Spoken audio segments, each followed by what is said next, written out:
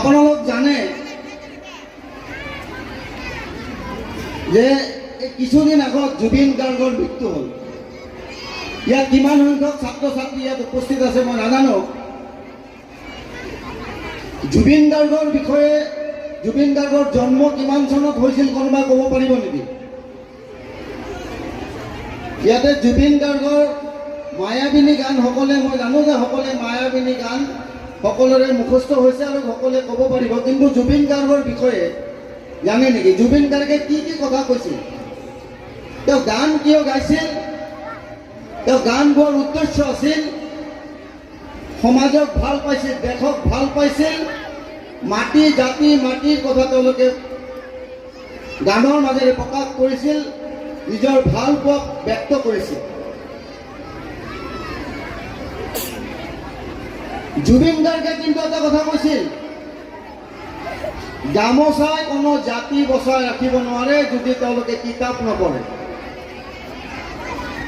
ইয়াতে মাছৰিফা চৌধুৰী আৰু হাফিজুৰ ৰহমানে ইংৰাজীত তেওঁলোকৰ ভাষণ প্ৰদান কৰিছে, তেওঁলোকক মই অভিনন্দন জনাইছোঁ। লগতে এই কথাটো মই কওঁ, চৰণ নাৰ্জাৰী নামৰ এগৰাকী ছাত্ৰক 2018 চনত APSC পৰীক্ষাত তেওঁ ACS পাইছে আৰু তেওঁ IAS পালে। অলপতে কিছুদিন আগতে তেওঁ IAS পালে। তেওঁৰ কিন্তু মেট্ৰিক পৰীক্ষা পাছ কৰিছিল 3rd ডিভিজনত, হায়াৰ ছেকেণ্ডেৰীত 2nd ডিভিজন, আকৌ ডিগ্ৰীত ফেইল, মাষ্টাৰ ডিগ্ৰীত আকৌ ফেইল।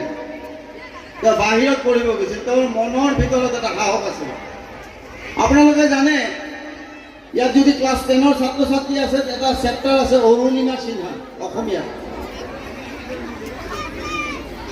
অৰুণিমা সিনহা তেওঁ মানসিকভাৱে ইমানেই সবল আছিল, তেওঁ CISFৰ চাকৰিৰ বাবে লক্ষ্ণৌৰ পৰা দিল্লীলৈ গৈ আছিল।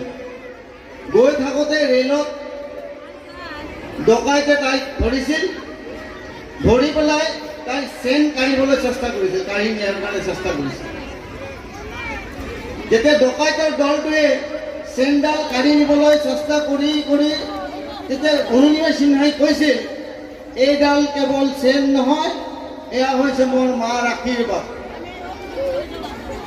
তেতিয়া ডকাইতে কি কৰিছিল, তেওঁক ঠেলা মাৰি পেলাই দিছিল ৰেলৰ পৰা, আৰু ৰেলৰ চকা তেওঁৰ ভৰিৰ ওপৰে গৈছিল, সোঁ ভৰিত ভাঙিছিল আৰু বাওঁ ভৰি তেওঁ ৰেলৰ চকাই কাটি নিছিলে। তাই আছিল নেশ্যনেল ভলী প্লেয়াৰ। যেতিয়া জানিলে, তাইক লৈ পেলাই এখন হস্পিটেলত লৈ গ'ল লক্ষ্ণৌৰ ওচৰতে। লোৱাৰ পিছত আপোনালোকে জানে ভৰি কাটিবলৈ হ'লে বা অস্ত্ৰোপচাৰ কৰিবলৈ হ'লে এনাস্থেচিয়াৰ প্ৰয়োজন হয়। ডক্টৰে কৈছিল যে এতিয়া যদি এই ভৰি কাটি পেলোৱা নহয়, গোটেই ইনফেকশ্যনটো গোটেই শৰীৰত বিয়পি পৰিব। যেতিয়া ইনফেকশ্যন গোটেই শৰীৰত যাব, তেতিয়া কাটাৰ বাদে বিকল্প নাই, কিন্তু তাত এনাস্থেচিয়া নাছিল। তেতিয়া অৰুণিমা সিনহাক সুধিছিল যে এতিয়া কাটিব পৰা যাবনে বেলেগত লৈ যাব, গতিকে আপোনালোকে কাটি দিয়ক।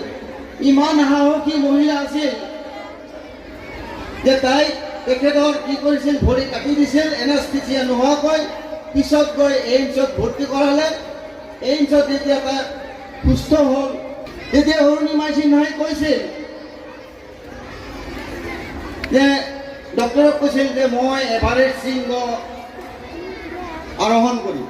এভাৰেষ্ট হিমালয় পৰ্বতৰ আটাইতকৈ, এই যে জুবিন গাৰ্গৰ কাঞ্চনজংঘা, এইটো দ্বিতীয় সুউচ্চ শৃংগ ভাৰত বিশ্বৰ ভিতৰত, আৰু আটাইতকৈ ডাঙৰ শৃংগটো হৈছে, সুউচ্চ শৃংগটো হৈছে এভাৰেষ্ট। সেই এভাৰেষ্টলৈ যাব। যেতিয়া অৰুণিমা সিনহাই এই ভঙা ভৰিৰে বা তেনেকৈ অৱস্থাত কৈছিল, তেতিয়া ডক্টৰে কৈছিল যে তাই বোধহয় মানসিকভাৱে বিকাৰগ্ৰস্ত হ'ল, মানসিকতাৰ পৰিৱৰ্তন হ'ল। 2011 চনত, মই চৰ্টকে কৈছোঁ, 2011 চনত এক্সিডেণ্ট হৈছিল, কিন্তু তাই 2013 চনত এভাৰেষ্ট শৃংগ জয় কৰি দেখুৱাই দিছিল বিশ্ববাসীক আৰু ভাৰতবাসীক, দেখুৱাই দিছিল যে মানসিকভাৱে সবল হ'লে কেনেকৈ এভাৰেষ্ট চিহ্ন দখল কৰিব পাৰে যে 2013 চনত